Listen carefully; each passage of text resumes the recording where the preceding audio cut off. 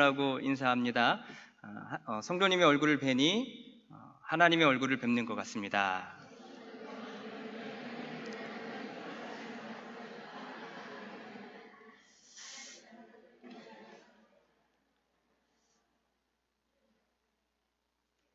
네, 오늘 오후 찬양 예배마다 제가 사무엘상 말씀을 이렇게 나누는데요. 오늘 세 번째 시간을 가지면서 말씀을 좀 나눌 때 피차 은혜가 되어지는 귀한 시간이 되었으면 좋겠습니다. 가나안 땅에서 이스라엘 백성들이 마음의 중심을 두어야 할 것은 하나님만을 인정하는 구약의 언어로 이야기하면 여호와 신앙입니다. 이스라엘 백성에게 언약의 성취로 얻어진 가나안 땅에서의 삶은 그 땅에서 누리는 것을 끝나지 아니하고 그 땅을 과연 누가 주셨는가를 상기하는 것, 그게 중요합니다. 땅에만 초점을 맞춰 그 땅을 선물로 주신 하나님을 망각하게 되어지면 결국에는 하나님께서 허락하신 약속의 땅이자 언약의 땅인 가나안 땅에서 토해에 내버려지게 되어지는 운명에 처하게 됩니다. 이는 여호와 신앙, 그러니까 신앙의 중심, 그들이 늘 마음에 두어야 할 신앙의 핵심은 가나안 땅을 누가 주셨는가를 아는 올바른 알미고요. 그들이 생사화복의 주인이 누구인가를 아는 것이며 존재의 가치를 어디에서 구해야 되는지를 분명히 아는 올바른 알무로부터 시작됩니다. 이를 잘 표현해 주는 것이 하박국 3장 17절에서 19절의 말씀인데요. PPT를 보면 비록 무화과 나무가 무성하지 못하며 포도나무의 열매가 없으며 감람나무에 술출이 없으며 밭에 먹을 것이 없으며 우리의 양이 없으며 외양간에 소가 없을지라도 나는 여호와로 말미암아 즐거워하며 나의 구원의 하나님으로 말미암아 기뻐하리로다. 주 여호와는 나의 힘이시라. 나의 발을 사슴과 같게 하사 나를 나의 높은 곳으로 다니게 하시리로다. 아멘. 하박국의 선지자에게 갖는 진정한 신앙은 무엇이냐면 여호와 신앙, 하나님을 바로 믿는 그 신앙을 가진 자의 모습이 어떠해야 되는지 기록하고 있습니다. 오직 여호와로 말미암아 즐거워해야 되고요. 오직 구원의 하나님으로 인하여서 기뻐하는 삶, 그게 바로 하나님을 잃어버리지 아니한 하박국의 고백입니다. 하박국은 주전 610년 전후에 가장 많이 활동한 선지자였습니다. 주전 609년도에 가장 중요한 사건이 하나가 일어났는데 요다왕 요시야가 죽는 사건이었습니다. 우리 성도님 잘 알다시피 요시야는 기원전 7세기 말에 남왕국 유다를 율법책을 근거하여서 종교개혁과 사회개혁을 했던 정의로운 왕이었습니다.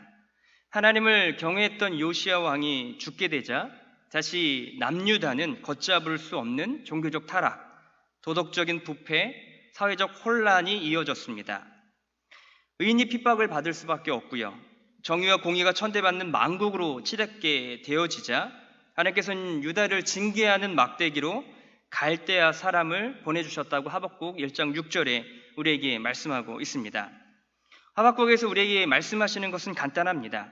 여호와의 신앙을 잃어버린 자들을 돌리기 위해서 때로는 하나님께서 징계의 막대기를 대신다라는 거예요. 하나님을 잃어버리심으로 인하여서 당하는 어려움 가운데 하나님을 다시 찾는 자, 하나님을 잃어버리지 않는 자가 갖는 기쁨, 그게 바로 하박국 3장 17절에서 19절의 말씀입니다. 하나님을 잃어버리지 않는 자는 늘 찬양을 합니다. 하나님을 늘 기억하는 사람은 그 삶의 기쁨을 가질 수밖에 없습니다. 세상의 모든 것을 얻는다 할지라도 하나님을 잃어버린 자는 모든 것을 잃어버린 자입니다. 하지만 하나님을 잃어버리지 아니한 자는 세상의 것을 누리지 않는다 할지라도 모든 것을 얻은 사람이라고 성경 우리에게 이야기하고 있습니다. 그 대표적인 인물이 구약의 사람 바로 욥입니다. 모든 것을 잃어버린다 할지라도 하나님에 대한 신앙, 여호와의 신앙을 잃어버리지 않았던 욥은 욥기 1장 20절에서 22절에 이렇게 고백하고 있습니다. 잘 보이시나요? 예. 저만 잘 보여가지고 크게 해야 되는데 욥이 일어나 겉옷을 찢고 머리털을 밀고 땅에 엎드려 예배하며 이르시되 내가 모태에서 알몸으로 나와서 온즉 또한 알몸이 그리로 돌아갈지이라 주신 이도 여호와시요 거두신 이도 여호와시오니 여호와 이름이 찬송을 받으실 지니이다 하고 이 모든 일에 욥이 범죄하지 아니하고 하나님을 향하여 원망하지 아니하니라. 아멘. 욥이 이렇게 고난을 당한 것은 사단의 말장난 때문에 시작된 겁니다. 하나님 축복을 주시기 때문에 욥이 하나님 그렇게 잘 섬기는 거 아닙니까? 그래서 하나님께서 다 뺏어 가시면 욥도 분명히 하나님을 거부하고 하나님 인정하지 않을 겁니다. 참 어려운 말씀입니다. 그리고 욥의 장난에 의하여서 하나님께서 그것을 앗아가셨죠. 첫 번째는 재산을 하나님께서 거두어 가셨습니다. 두 번째는 자식을 하나님께서 거두어 가셨습니다. 세 번째는 건강을 하나님께서 거두어 가셨습니다. 그렇지만 딱 한 가지는 유지했습니다. 여호와를 믿는 신앙, 하나님을 향한 그 믿음은 잃어버리지 않았습니다. 하나님에 대한 신뢰와 신앙을 잃어버리지 않은 고백이 오늘 욥기 1장 20절에서 22절의 고백입니다. 내가 알몸에서 나왔습니다. 주신 이도 여호와시고 거두신 이도 여호와십니다. 그래서 나는 주님을 찬양합니다. 범죄하지 아니하고 하나님을 향하여서 원망하지 아니할 수 있었던 이유는 그것이 무엇이냐? 여호와에 대한 신앙을 잃어버리지 아니하였기 때문에 그렇습니다. 여기서 욥기에서 우리에게 주시는 교훈은 간단합니다. 재산을 잊어버리고 자식을 잃어버리고 그리고 건강을 잃어버린다 할지라도 하나님에 대한 신앙을 잊어버리지 아니하면 갑절의 은혜를 주시는 겁니다. 갑절의 은혜를 주셔도 저는 욥기를 보면 좀 마음이 좀 먹먹해요. 자식을 잃어버렸는데 갑절에 자식을 또 받는다고 하여서 좋은 건 아닌 것 같습니다. 저보다는 우리 성도님도 더 많이 아실 것 같은데 하여튼 사단의 이 말장난으로 인하여서 그렇게 시작되었지만 어쨌든 욥은 하나님에 대한 신앙을 잃어버리지 아니하였습니다. 잃어버리지 않으니까 하나님께서 갑절로 그가 잃어버린 것을 다시 허락하여 주셨습니다. 그래서 구약은 우리에게 끊임없이 이야기합니다. 하박국에서도 이야기하고 로마서에서도 이야기하고 히브리에서 이야기하는 것이 무엇이냐면 오직 의인은 믿음으로 말미암아 산다라는 겁니다. 오직 의인은 믿음으로 말미암아 산다라고 하는 것은 내가 모든 것을 다 잃는다 할지라도 여호와의 신앙 하나님만을 잃지 않겠습니다. 그 믿음으로 내가 살겠습니다라고 하는 그 고백, 그게 바로 오직 의인은 믿음으로 말미암아 산다라고 하는 고백입니다. 그게 바로 하박국의 찬양이기도 하고요. 우리가 어떤 상황 가운데서도 하나님을 잃어버리지 아니할 때 하나님께서 우리에게 좋은 곳으로 채워주실 줄 믿습니다. 제가 서두에 왜 이런 말씀을 드리냐면 사사기라고 하는 책은 하나님을 잃어버리는 과정을 그리고 있는 성경이기 때문에 그렇습니다. 사무엘의 배경이 되어지는 게 바로 사사기라고 하는 말씀인데요. 사사기는 하나님을 잃어버리는 과정을 그리고 있습니다. 하나님의 신앙, 오직 하나님만 그 중심에 두는 그 신앙에서 벗어나서 가난한 화가 되어지는 그 모습을 사사기에서는 기록하고 있습니다. 12명의 사사를 세움에도 불구하고 그들이 결국은 그 종착점은 하나님을 잊어버리게 되어지고 결국은 사무엘상까지 오게 되어집니다. PPT 한 장 더 보여주시면 사사기 시대를 세 가지로 표현을 할 수가 있습니다. 영적 재생산을 할 수 없는 상태입니다. 두 번째는 하나님을 인정하지 않는 사회이고요.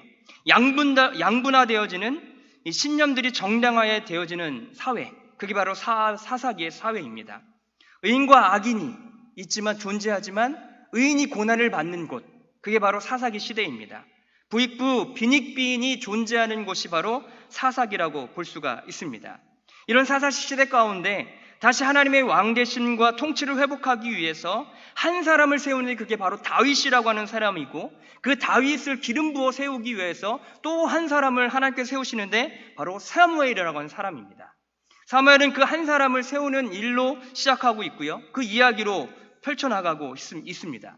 그리고 그 준비의 촉발점을 열었던 한 여인이 누구냐면 바로 한나의 그 가슴에 상책이 난 기도로 시작하고 있음을 우리가 사무엘상 1장에서 볼 수가 있습니다.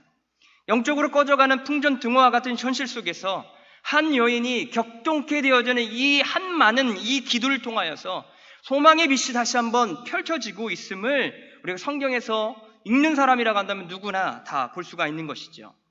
존 낙스가 말했듯이 기도하는 한 사람이 한 국가보다 강하기 때문에 기도하는 사람 한 사람으로 인하여서 하나님의 나라가 이루어지며 다시 회복되어짐을 우리 성도님이 믿으시길 바랍니다.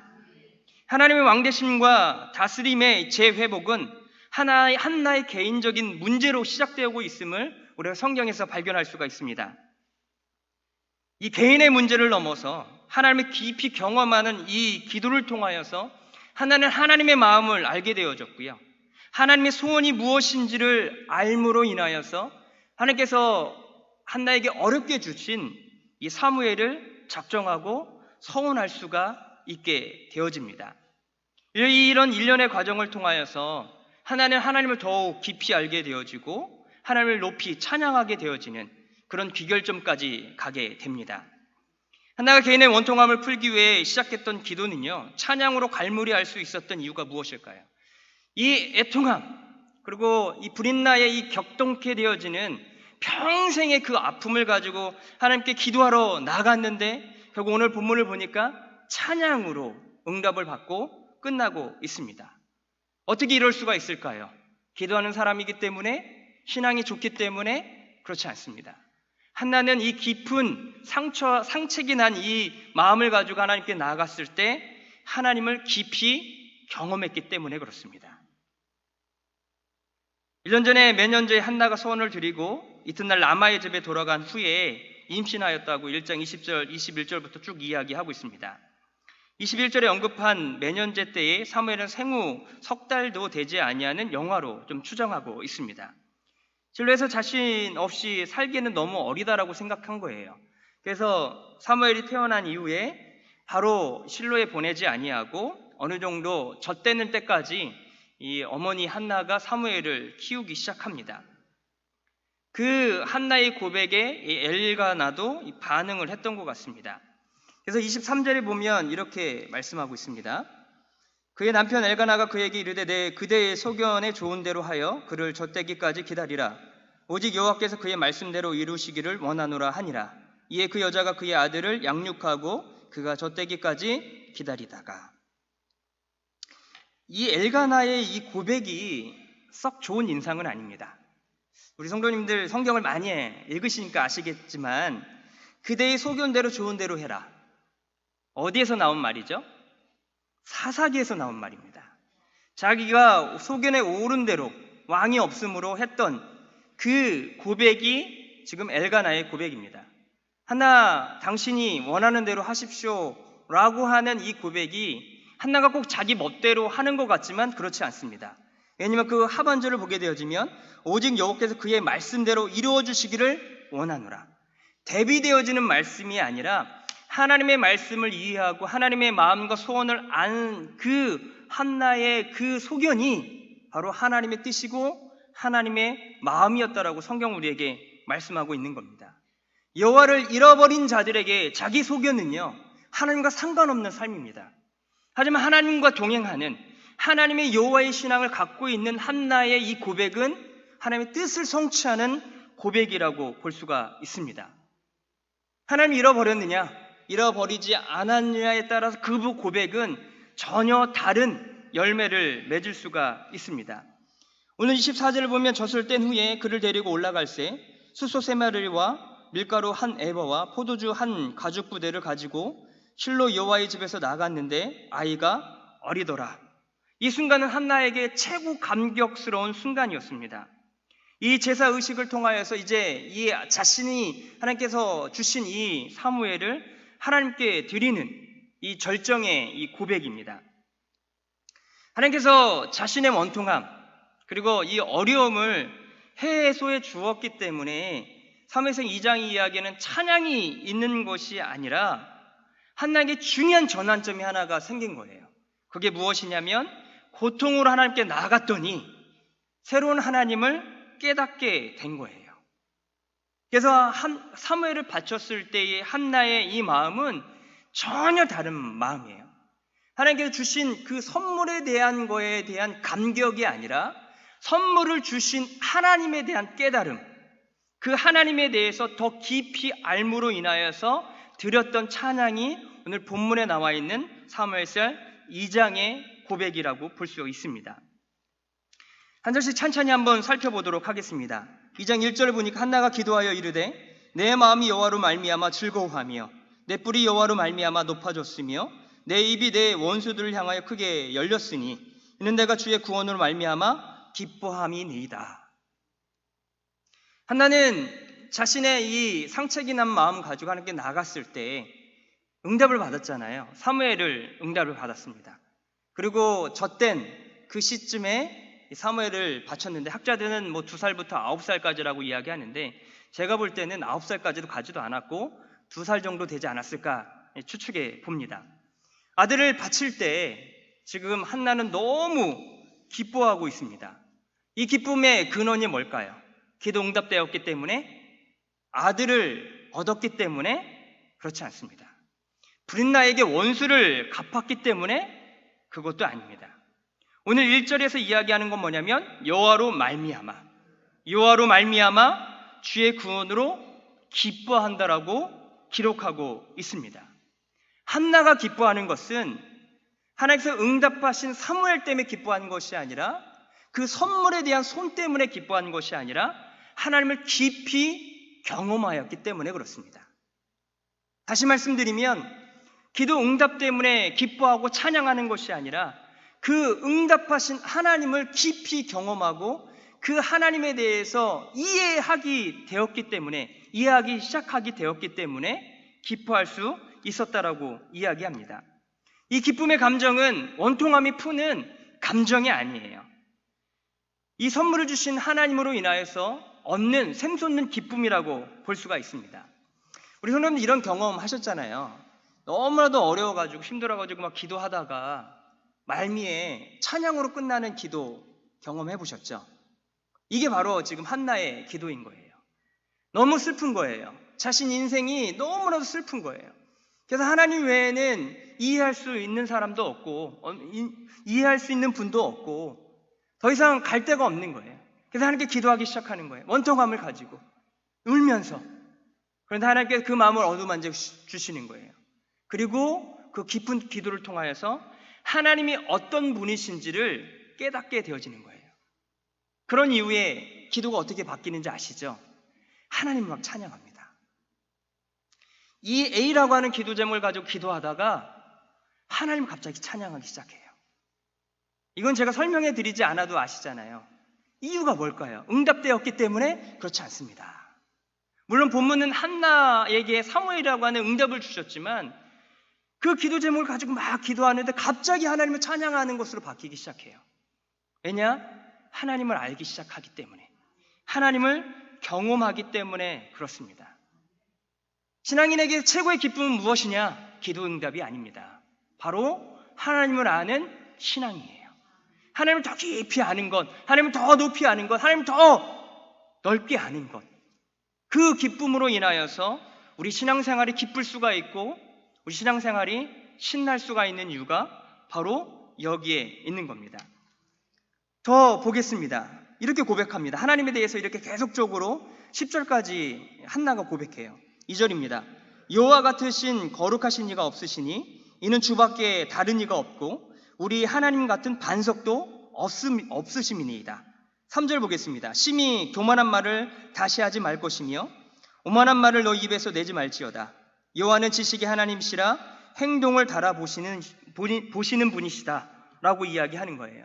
하나님 앞에 그 어떤 교만한 말, 오만한 말도 감히 할 수가 없는 겁니다. 이 교만한 말과 오만한 말이라고 하는 것은 하나님을 향하여서, 연약한 이웃을 향하여서 조롱하고 공격하는 언어라고 볼 수가 있습니다. 여호와의 신앙을 가지지 않고 살아가는 자들은 의인들이 고난받는 거에 대해서 조롱을 합니다. 너 하나님 믿는다며?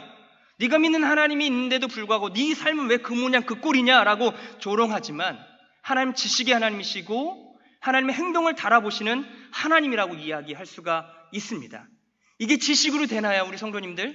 다 알고 있잖아요. 조롱의 말, 내 삶이 형편이 없는데 고난의 연속인데 하나님은 지식의 하나님이시고 거룩한 하나님이시고 한 분밖에 없는 거 다 압니다. 행동을 다시는 하나님도 알아요. 근데 어떻게 이렇게 고백을 할 수 있을까요? 경험하였기 때문에 그래요. 관념의 하나님이 아니라 그냥 가르쳐 주시는 하나님이 아니라 내 삶 속에서 경험되어졌기 때문에 이 삶이 고난의 연속인다 할지라도 눈물이 마르지 않는 삶 가운데서도 그렇게 고백할 수가 있는 겁니다. 고난을 통해서, 어려움을 통해서 한나는 하나님을 깊이 경험할 수가 있었습니다. 4절과 5절을 볼까요? 용사의 활은 꺾이고 넘어진 자는 힘으로 띠를 띠도다. 풍족하던 자들은 양식을 위하여 품을 팔고 줄이던 자들은 다시 줄이지 아니하도다. 전에 임신하지 못하던 자는 7을 낳았고 많은 자녀를 둔 자는 쇠약하도다. 5절에 자신에 대해서 이야기하는 거예요. 임신하지 못하던 자는 7을 낳았고 많은 자녀를 둔 자는 쇠약하였다. 불인나에 대해서 이야기를 합니다. 4절에 용사의 활은 꺾이고 넘어진 자는 힘으로 띠를 띠도다 라고 이야기하고 있습니다. 여기서 4절에서 이야기하는 용사는 사사시대 말기에 형성되어져 있는 군사 엘리트 계층으로 인하여서 부자와 지주와 관료들을 보호해주는 직업군인, 용병들을 의미합니다. 부자들만 활을 가질 수가 있었거든요. 그 자들로 인하여서 성경에 뭐라고 하냐면 넘어졌대요. 하나님 인정하지 않고 하나님을 거부하는 자들, 그래서 세상에 떵떵거리고 살아가는 그들이 여호와의 신앙을 가지고 살아가는 자를 넘어뜨리는 거예요. 그런데 하나님이 그것을 상황을 바꾸어 주십니다. 역전시켜 주신다라고 말씀하고 있습니다. 5절에 보면 또 풍족하던 자를 양식을 위하여 품을 팔고 줄이던 자들은 다시 줄이지 아니하는도다. 전에 임신하지 못하던 자는 7을 낳았고 많은 자녀를 둔 자는 쇠약하였도다 라고 이야기하면서 풍족했던 자들은 양식을 위해서 품을 파는 거예요. 그리고 줄이던 자들은 다시 줄이지 않는다라고 말씀하고 있습니다. 6절과 8절을 보면 또 이렇게 고백합니다. 여호와는 죽이시기도 하시고 살리시기도 하시며 스올에 내리기도 하시고 거기에서 올리기도 하시는도다. 여호와는 가난하게도 하시고 부하게도 하시며 낮추기도 하시며 높아지기도 하시는도다. 가난한 자를 진토에 일으키시며 빈궁한 자를 거름 더미에서 올리사 귀족들과 함께 앉게 하시며 영광의 자리를 차지하게 하시는도다. 땅의 기둥들은 여호와의 것이라 여호와께서 세계를 그것들 위에 세우셨도다. 하나님의 주권과 권한에 대해서 이야기하고 있습니다. 사사기를 3가지로 제가 표현을 했습니다. 양극화되어지는 대비의 사회가 사사기였습니다. 부한 자가 있으면 가난한 자가 있습니다. 올리는 자가 있으면 낮아지는 자가 있어요. 근데 그것을 역전시키는 분이 누구냐? 바로 하나님이라고 말씀하고 있습니다. 8절에 보면 진토에서 일으킨대요. 먼지에서 일으키는 거예요. 거름 더미에서 올린대요. 이 거름 더미는 뭐냐면 똥이라고 보시면 돼요. 아주 똥 구덩이에서 하나님께서 올리신다라고 말씀하고 있는 거예요. 이렇게 고백할 수 있는 그 유일한 이유는 바로 하나님에서 깊이 알았기 때문에 그렇습니다. 깨달음의 지식이 아니라 삶에서 체험되어지는 경험에서 나오는 고백이라고 할 수가 있는 것이죠. 오늘 9절부터 10절까지 보게 되어지면 한나의 찬양이 절정으로 치닫게 됩니다.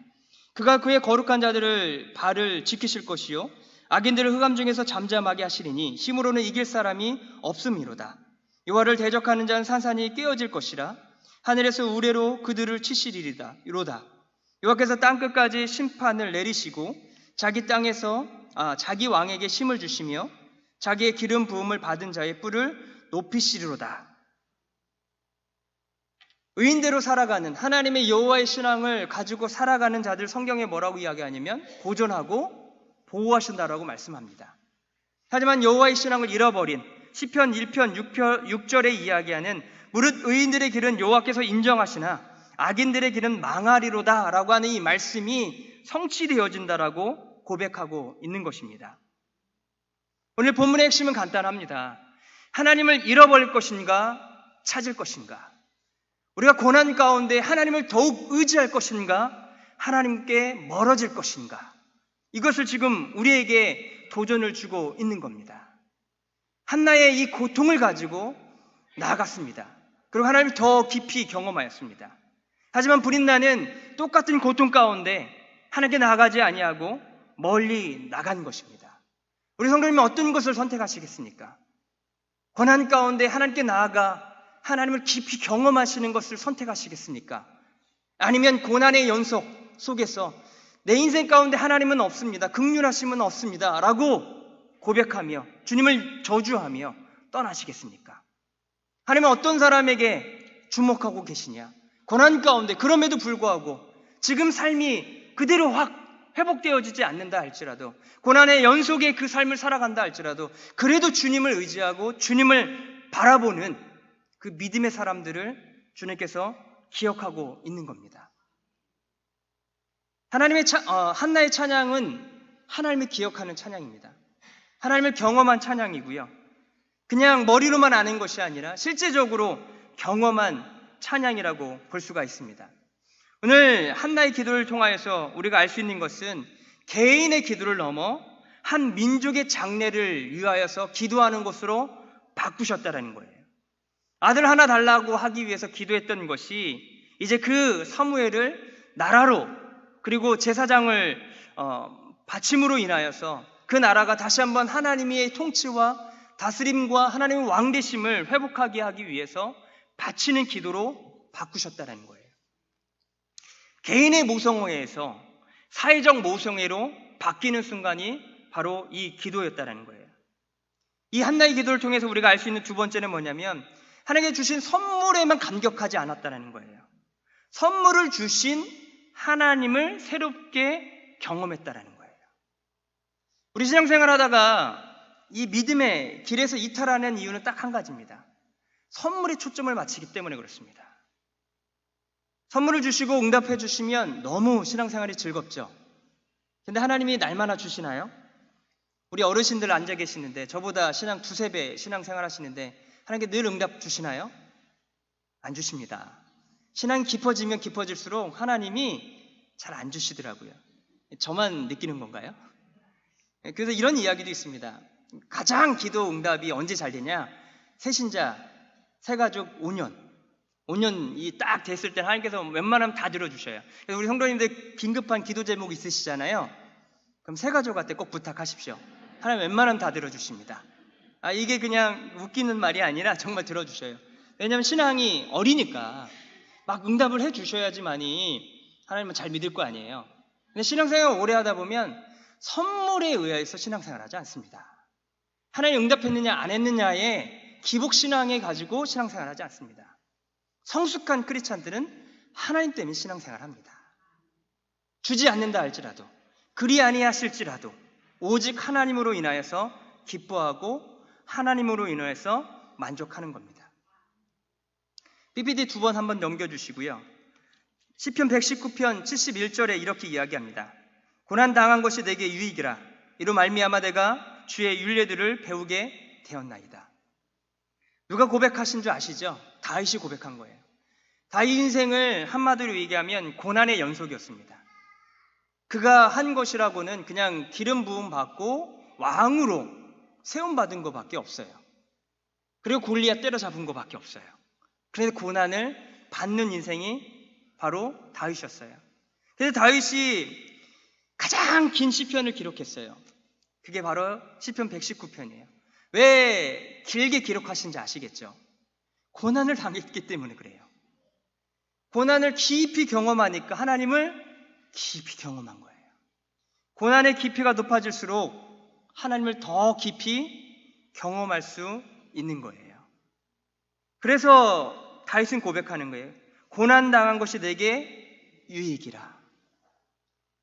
이런 고차원적인 신앙의 고백을 아무나 할 수 없죠. 저도 아직 이런 고백하지 못합니다. 우리 성도님들 하신다고 한다면 그분 목숨 걸고 꼭 친해지시기 바랍니다. 그분하고 꼭 신앙생활 같이 하시고, 그분이 순장님이라고 한다면 행복한 순이실 것 같아요. 교구장님이시라고 하면 더 행복할 것 같고요. 하나님을 잃어버리지 않는 자는 고난이 유익이라고 이야기합니다. 하지만 하나님을 잃어버린 자는 고난은 그냥 고난일 뿐이에요. 오늘 제가 길게 말씀을 나눴는데 한 가지입니다. 하나님을 잃어버릴 것인가, 잃어버리지 않을 것인가. 요과 같이 재산을 잊어버리고, 그리고 자식을 잊어버리고, 그리고 자신의 건강을 잃어버린다 할지라도 하나님을 잃어버리지 않는다고 한다면 하나님께서 회복시켜 주신다라는 거예요. 한나와 같이 고난의 연속이고 격동케 되어지는 상책의 마음을 가지고 하나님께 나아갔을 때 하나님 그를 만나주시고 하나님 새롭게 경험케 하여 줌으로 인하여서 개인의 기도를 넘어서 국가와 나라와 교회로서 기도할 수 있는 중보 기도가 질적으로 달라질 수 있음을 말씀하고 있는 겁니다. 하박국 선지자처럼 하나님의 손에 들려있는 곳에 기쁨을 갖는 것이 아니라, 신앙생활하는 것이 아니라 오직 하나님으로 말미암아 기뻐할 수 있는 신앙, 그것을 우리에게 요구하고 계십니다. 하나님이 일하실 수 있으시도록 은혜의 자리, 기도의 자리, 예배의 자리에 머물 수 있는 성도님들 되었으면 좋겠습니다. 여호와의 신앙을, 하나님을 믿는 신앙을 어떻게 유지할 수 있느냐? 우리의 의지로 되지 않습니다. 내 의지로 신앙생활 한다라고 고백하는 분은 그 신앙 다시 생각해 보셔야 돼요. 왜 은혜의 자리, 기도의 자리, 예배의 자리에 자꾸 머물라고 제가 귀에 딱지가 들 정도로 말씀을 드리냐면, 우리의 의지로 되지 않기 때문에 그래요. 두서없는 이 부목사의 설교가 선포되어질 때 분명 하나님께 주시는 음성이 있으실 거예요. 그 말씀 붙들고 신앙생활 할 수 있는 겁니다. 강단에 선포되어진 하나님의 말씀을 통하여서 우리 심령이 다시 한번 회복할 수 있는 거예요. 그래서 기도의 자리, 은혜의 자리, 예배의 자리를 지킬 때 하나님을 잃어버리지 않을 수가 있는 겁니다. 다시 말씀드립니다. 우리 성도님들, 삶에 어떤 고난과 역경과 어려움이 있고 회의감이 들고 내가 이거 하는 거 잘 맞는 것인가 라고 하는 마음이 든다 할지라도 한 가지는 놓지 마시길 바랍니다. 하나님을 놓지 마시길 바랍니다. 은혜의 자리, 기도의 자리, 신앙의 마지노선은 주의 신앙입니다. 기도하는 거예요. 그거 놓지 않으면 하나님께서 가장 좋을 때 좋은 것으로, 내가 원하는 시간이 아니지만 내가 원하는 것으로 응답하시지는 않지만 하나님이 원하는 시간을 하나님이 원하시는 모양으로 우리에게 응답하여 주실 줄 믿습니다. 그래서 되돌아봤을 때 이 지금의 삶의 과정들이 고난이라고 고백하지만 다 되돌아보면 어떻게 고백하십니까? 하나님은 신실하십니다. 하나님이 넘어지는 그 자리에서 나를 붙잡고 계셨군요. 그리고 다시 일으켜 세워주셨군요. 그리고 이 자리까지 인도하시는 것은 하나님의 은혜입니다. 하나님의 긍휼입니다. 라고 고백하고 있는 것입니다. 그 고백을 하기 때문에 우리 성도님들이 이 자리에 있는 줄 믿습니다. 더 주님을 깊이 경험하시고 주님을 더 새롭게 경험하는 우리 성도님들 되었으면 좋겠습니다. 과거의 신앙에 머물러 있지 아니하고 다시 한나가 주님을 경험함으로 인하여서 1절부터 10절까지 고백했던 이 고백이 삶 속에서 실제적으로 고백되어지는 은혜가 있기를 주님의 이름으로 축원합니다. 기도하겠습니다.